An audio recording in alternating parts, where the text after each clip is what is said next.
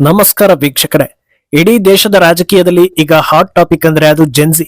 ಎಲ್ಲಾ ಪಕ್ಷದವರು ಜೆನ್ಜಿ ವೋಟರ್ಗಳ ಮೇಲೆ ಚಿತ್ತ ನೆಟ್ಟಿದ್ದಾರೆ. ಯಾಕಂದ್ರೆ ಮುಂದಿನ ಎಲೆಕ್ಷನ್ ನಲ್ಲಿ ಅವರ ವೋಟ್ ದೊಡ್ಡ ಇಂಪ್ಯಾಕ್ಟ್ ಮಾಡುತ್ತೆ ಅನ್ನೋ ಉದ್ದೇಶದಿಂದ. ಇದೇ ಕಾರಣಕ್ಕೆ ಜಿರಳೆಗಳು ಹುಟ್ಟಿಕೊಂಡಿರೋದು ಅನ್ನೋದು ಗೊತ್ತಿರೋದೆ. ಆದ್ರೆ ಈಗ ಜೆನ್ಜಿಗಳನ್ನ ಸೆಳೆಯೋದಕ್ಕೆ ಕಾಂಗ್ರೆಸ್ ಹಣದ ಆಫರ್ ಕೊಡ್ತಾ ಇದೆ ಅನ್ನೋ ಗಂಭೀರ ಆರೋಪ ಬರ್ತಾ ಇದೆ. ಸೋಷಿಯಲ್ ಮೀಡಿಯಾದಲ್ಲಿ ಹೆಚ್ಚು ಫಾಲೋವರ್ ಗಳನ್ನ ಹೊಂದಿರುವವರನ್ನ ಟಾರ್ಗೆಟ್ ಮಾಡಿ ಅವರಿಗೆ ದೊಡ್ಡ ಮೊತ್ತವನ್ನ ನೀಡಿ ರಾಹುಲ್ ಗಾಂಧಿಗೆ ಪ್ರಚಾರ ಕೊಡುವಂತೆ ಕ್ಯಾಂಪೇನ್ ನಡೀತಾ ಇದೆ. ಇದಕ್ಕೆ ಪ್ರೂಫ್ ಅನ್ನೋ ಹಾಗೆ ಒಂದು ವಿಡಿಯೋ ಹರಿದಾಡ್ತಾ ಇದೆ. ಇನ್ನೊಂದು ದಿಕ್ಕಲ್ಲಿ ರಾಹುಲ್ ಸಮಾವೇಶದಲ್ಲಿ ಯಾರಿಗೂ ಅರ್ಥ ಆಗದಂತೆ ಮಾತನಾಡಿ ಇಡೀ ದೇಶವನ್ನ ಗೊಂದಲಕ್ಕೆ ದೂಡಿದ್ದಾರೆ. ರಾಹುಲ್ ಹೇಳಿದ ಮಾತುಗಳಿಗೆ ಅರ್ಥವನ್ನ ಹುಡುಕೋದ್ರಲ್ಲಿ ಜನರು ಸುಸ್ತಾಗಿದ್ದಾರೆ. ಇದೆಲ್ಲವನ್ನ ಒನ್ ಬೈ ಒನ್ ವಿವರಿಸ್ತಾ ಹೋಗ್ತೀವಿ. ಈ ವಿಡಿಯೋವನ್ನ ತಪ್ಪದೆ ಕೊನೆ ತನಕ ನೋಡಿ. ಅದಕ್ಕೂ ಮುನ್ನ ಮೀಡಿಯಾ ಮಾನ್ಸ್ಟರ್ ಚಾನಲ್ ನ ತಪ್ಪದೆ ಸಬ್ಸ್ಕ್ರೈಬ್ ಮಾಡಿ. ಎಸ್, ಎಲ್ಲಿ ಲಾಭ ಇದೆಯೋ ಅಲ್ಲಿ ಹೆಚ್ಚು ಕಾನ್ಸಂಟ್ರೇಟ್ ಮಾಡೋದು ರಾಜಕೀಯದಲ್ಲಿ ಕಾಮನ್. ಈಗ ಜೆನ್ಜಿ ಟ್ರೆಂಡ್ ನಡೀತಾ ಇರೋದ್ರಿಂದ ಅವರನ್ನ ಕಾನ್ಸಂಟ್ರೇಟ್ ಮಾಡೋ ಕಾಂಪಿಟೇಷನ್ ಜಾಸ್ತಿ ಆಗಿದೆ. ಒಂದು ಕಡೆ ಜಿರಳೆಗಳು ಹಾರಾಡಿ ಕುಣಿದಾಡಿ ಸರ್ಕಸ್ ಮಾಡಿ ಭಾರತದ ದೇಶ ಪ್ರೇಮಿಗಳಿಂದ ಚೀತು ಅಂತ ಅನ್ನಿಸಿಕೊಂಡ್ರು ಯುವ ಸಮೂಹಕ್ಕೆ ನಾವೇ ದಿಕ್ಕು ಅನ್ನೋ ಭ್ರಮೆಯಲ್ಲಿದ್ರೆ, ಯೂತ್ ಐಕಾನ್ ಅಂತ ಬಿಂಬಿತವಾಗಿರೋ ರಾಹುಲ್ ಗಾಂಧಿ ತಮ್ಮ ಬೆನ್ನಿಗೆ ಜೆನ್ಜಿ ನಿಂತಿಲ್ಲ ಅಂದ್ರೆ ಅದು ಮುಖಭಂಗ ಅನ್ನೋ ಕಾರಣಕ್ಕೆ ಅವರು ಒಂದು ಹೆಜ್ಜೆ ಮುಂದಕ್ಕೆ ಹೋಗಿ ಜೆನ್ಜಿ ಲೀಡರ್ ಆಗ್ಬೇಕು ಅಂತಿದ್ದಾರೆ. ನೀಟ್ ಪೇಪರ್ ಲೀಕ್ ಹೆಸರಲ್ಲಿ ಮಾಡಿದ್ದ ಪ್ಲಾನ್ ಎಲ್ಲ ಹಂತ ಹಂತವಾಗಿ ಬ್ಯಾಕ್ ಫೈರ್ ಆಯ್ತು. ಹಾಗಂತ ಕೈಕಟ್ಟಿ ಕೂರೋದಕ್ಕೆ ಆಗಲ್ಲ ಅಂತ ಇನ್ನೊಂದು ದೊಡ್ಡ ಸಮಾವೇಶಕ್ಕೆ ರೆಡಿಯಾಗಿದ್ದಾರೆ. ಅದು ಜೆನ್ಜಿಗಳಿಗಾಗಿಯೇ ಮಾಡಿರೋ ಸಮಾವೇಶ. ಅದಕ್ಕೆ ಜನರನ್ನ ಒಟ್ಟುಗೂಡಿಸ್ತಾ ಇರೋದರ ಗುಟ್ಟು ಈಗ ರಟ್ಟಾಗಿದೆ. ನೀಟ್ ಇಶ್ಯೂ ಆದ ಹೊತ್ತಲ್ಲಿ ರಾಹುಲ್ ಛಾತ್ರೋಂ ಕಿ ಗೂಂಜ್ ಅಂದ್ರೆ ವಿದ್ಯಾರ್ಥಿಗಳ ಧ್ವನಿ ಅನ್ನೋ ಕ್ಯಾಂಪೇನ್ ಅನ್ನ ಶುರು ಮಾಡಿದ್ರು. ಈ ಟೈಟಲ್ ನಲ್ಲೇ ಬೇರೆ ಬೇರೆ ಕಡೆ ಸಮಾವೇಶವನ್ನ ನಡೆಸಿದ್ರು. ಆದ್ರೆ ಅಪ್ಪಿ ತಪ್ಪಿಯು ಜಾರ್ಖಂಡ್, ಪಂಜಾಬ್, ಹಿಮಾಚಲದ ಕಡೆ ಹೋಗದಂತೆ ಎಚ್ಚರಿಕೆಯನ್ನ ವಹಿಸಿ ಆಯ್ದ ಸ್ಥಳಗಳಲ್ಲಿ ಮಾತ್ರ ವಿದ್ಯಾರ್ಥಿಗಳ ದನಿ ನಡೆಸಿದ್ದ ರಾಹುಲ್ ಈಗ ಪುಣೆಗೆ ಬರ್ತಾ ಇದ್ದಾರೆ. ಆಗಸ್ಟ್ 22ರಂದು ಸಂಜೆ 4:30ಕ್ಕೆ ಈ ಸಮಾವೇಶ ನಡೀತಾ ಇದೆ. ಸುಮಾರು 8ರಿಂದ 10,000 ವಿದ್ಯಾರ್ಥಿಗಳನ್ನ ಸೇರಿಸೋ ಅಂದಾಜಿದೆಯಂತೆ. ಇಂಟ್ರೆಸ್ಟಿಂಗ್ ವಿಷಯ ಅಂದ್ರೆ ಕೇವಲ ಹೆಣ್ಣು ಮಕ್ಕಳಿಗಾಗಿಯೇ ಈ ಕಾರ್ಯಕ್ರಮ ಮಾಡಲಾಗ್ತಾ ಇದ್ದು, ವಿದ್ಯಾರ್ಥಿನಿಯರ ಶಿಕ್ಷಣ, ಸಮಾನತೆ, ರಕ್ಷಣೆ ಇಂಥ ವಿಚಾರಗಳ ಬಗ್ಗೆ ಚರ್ಚೆ ಆಗಲಿದೆಯಂತೆ. ಸುಮ್ನೆ ಬಂದು ಹೋಗಿ ಮಾಡಿದ್ರೆ ಏನು ಪ್ರಯೋಜನ ಇಲ್ಲ. ಇದು ಕಲರ್ಫುಲ್ ಆಗಿರ್ಬೇಕು, ಎಲ್ಲಾ ಕಡೆ ಪ್ರಚಾರ ಸಿಗಬೇಕು, ಜಾಸ್ತಿ ಜನ ಸೇರೋ ತರ ಇದ್ರೆ ಪೊಲಿಟಿಕಲ್ ಮೈಲೇಜ್ ಸಿಗುತ್ತೆ. ಇದಕ್ಕಾಗಿ ಸೋಷಿಯಲ್ ಮೀಡಿಯಾದಲ್ಲಿ ಹೆಚ್ಚು ಫಾಲೋವರ್ಸ್ ಇರೋ ಯುವತಿಯರಿಗೆ ಗಾಳ ಹಾಕ್ತಾ ಇರೋ ಬಗ್ಗೆ ಮಾಹಿತಿ ರಿವೀಲ್ ಆಗಿದೆ. ಈ ಪೈಕಿ ಒಬ್ಬ ಯುವತಿ ತನಗೆ ಬಂದಿರೋ ಆಫರ್ ಕಾಲನ್ನ ರೆಕಾರ್ಡ್ ಮಾಡಿದ್ದು ಆಕೆಗೆ ಬರೋಬ್ಬರಿ 25,000 ರೂಪಾಯಿ ಹಣದ ಬೇಡಿಕೆ ಇಟ್ಟಿರೋದು ರಿವೀಲ್ ಆಗಿದೆ. ಇದರಲ್ಲಿ ಆ ಯುವತಿ ಹೇಗೆ ಪೇಮೆಂಟ್ ಕೊಡ್ತೀರಾ ಅಂತ ಕೇಳಿದ್ದಕ್ಕೆ, ಅದು ರಾಹುಲ್ ಗಾಂಧಿಯ ಈವೆಂಟ್ ಮುಗಿದು ಒಂದೆರಡು ದಿನಗಳ ಬಳಿಕ ಆಗುತ್ತೆ. ನಾನೇ ಕಾಲ್ ಮಾಡಿ ನಿಮ್ಮ ಅಕೌಂಟ್ ಡೀಟೇಲ್ಸ್, UPI ID ಪಡೆದು ಪೇಮೆಂಟ್ ಮಾಡ್ತೀನಿ. ಅಲ್ಲದೆ ಇನ್ನೊಬ್ಬ ವ್ಯಕ್ತಿ ಜೊತೆ ನಿಮ್ಮನ್ನ ಕನೆಕ್ಟ್ ಮಾಡ್ತೀನಿ. ಆತ ಈವೆಂಟ್ ಬಗ್ಗೆ ನಿಮಗೆ ಎಲ್ಲಾ ಹೆಚ್ಚಿನ ಮಾಹಿತಿಗಳನ್ನ ನೀಡ್ತಾನೆ ಅಂತ ಹೇಳ್ತಾನೆ. ಇದಕ್ಕೆ ಪ್ರತಿಕ್ರಿಯಿಸುವ ಆ ಯುವತಿ, ಈ ಈವೆಂಟ್ ಅಟೆಂಡ್ ಮಾಡೋದಕ್ಕೆ ಇಮೇಲ್ ಮೂಲಕ ಅಧಿಕೃತ ಇನ್ವಿಟೇಷನ್ ಏನಾದ್ರೂ ಬರುತ್ತಾ ಅಂತ ಕೇಳ್ತಾಳೆ.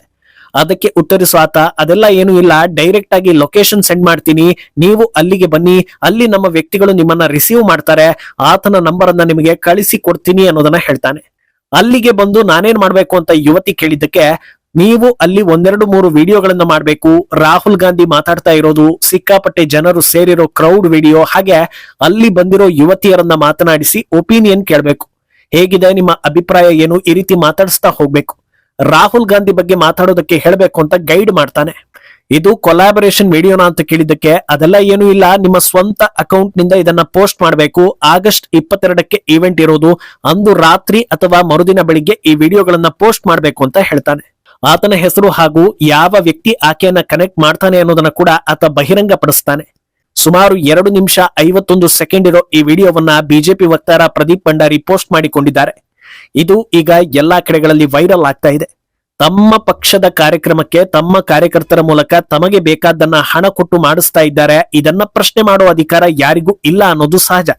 ಆದ್ರೆ ಈ ರೀತಿ ಮಾಡಿಯೇ ಜನರನ್ನ ಸೇರಿಸ್ತಾ ಇರೋದಾ ಅನ್ನೋದು ಈಗ ಎಕ್ಸ್ಪೋಸ್ ಆಗಿದೆ. ದೆಹಲಿಯಲ್ಲಿ ಜಿರಳೆಗಳ ಹೋರಾಟ ನಡೆಯುವಾಗ್ಲೂ ಇದೇ ರೀತಿ ಮಾಡಿದ್ರು ಅನ್ನೋದಕ್ಕೆ ಸಾಕಷ್ಟು ಸಾಕ್ಷಿಗಳು ಸಿಕ್ಕಿದ್ವು.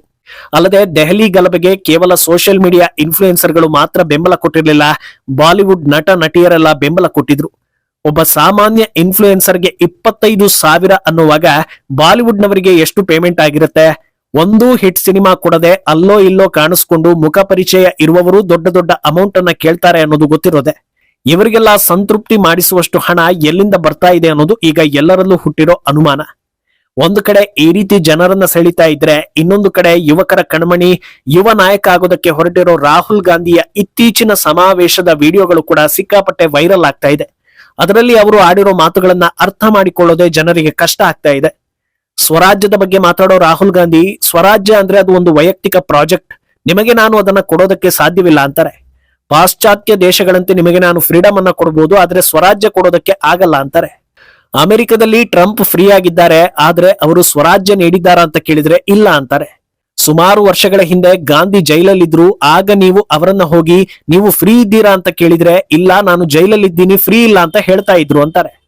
ಹಾಗೆ RSS ಬಗ್ಗೆ ಮಾತಾಡೋ ರಾಹುಲ್, RSS ನವರಿಗೆ 1.5 ಬಿಲಿಯನ್ ಭಾರತೀಯರ ಸತ್ಯ ಗೊತ್ತಿದೆ, ಅದೇ 1.5 ಬಿಲಿಯನ್ ಜನರಿಗೆ RSS ಸತ್ಯ ಗೊತ್ತಿದೆ, ನನಗೆ ಗೊತ್ತಾ ಅಂತ ನೀವು ಕೇಳಿದ್ರೆ ನನಗೆ ಗೊತ್ತಿಲ್ಲ, ಆದ್ರೆ ನಿಮಗೆ ಗೊತ್ತಿದೆ, ನಾನೊಬ್ಬ ಹುಚ್ಚ, ನೀವು ನೋಡಿರುವ, ನೀವು ಅನುಭವಿಸಿರುವ, ನೀವು ಎದುರಿಸಿರುವ ವಿಚಾರಗಳನ್ನ ಯಾವುದು ನಾನು ಅನುಭವಿಸಿಲ್ಲ, ನಿಮಗೆ ಇರೋ ರೀತಿ ತಂದೆ ತಾಯಿ ಫ್ರೆಂಡ್ಸ್ ಇವರ್ಯಾರು ನನಗಿಲ್ಲ, ಆದ್ರಿಂದ ನಿಮಗೆ ಗೊತ್ತಿರೋ ಸತ್ಯ ನನಗೆ ಗೊತ್ತಿಲ್ಲ.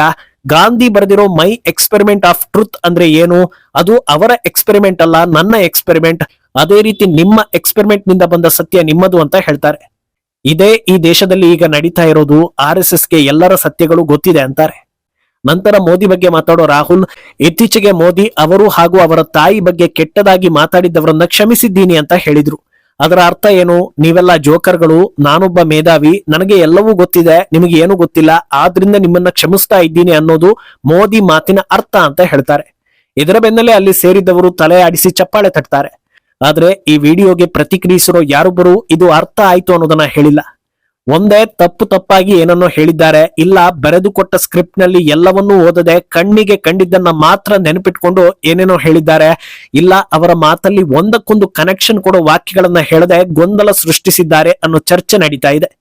ಈ ವಿಡಿಯೋಗಳು ನಿಮಗೂ ಟ್ವಿಟರ್ ನಲ್ಲಿ ಹುಡುಕಿದ್ರೆ ಸಿಗುತ್ತೆ. ಯಾರಿಗಾದ್ರೂ ಅರ್ಥ ಆದ್ರೆ ದಯವಿಟ್ಟು ತಿಳಿಸಿ.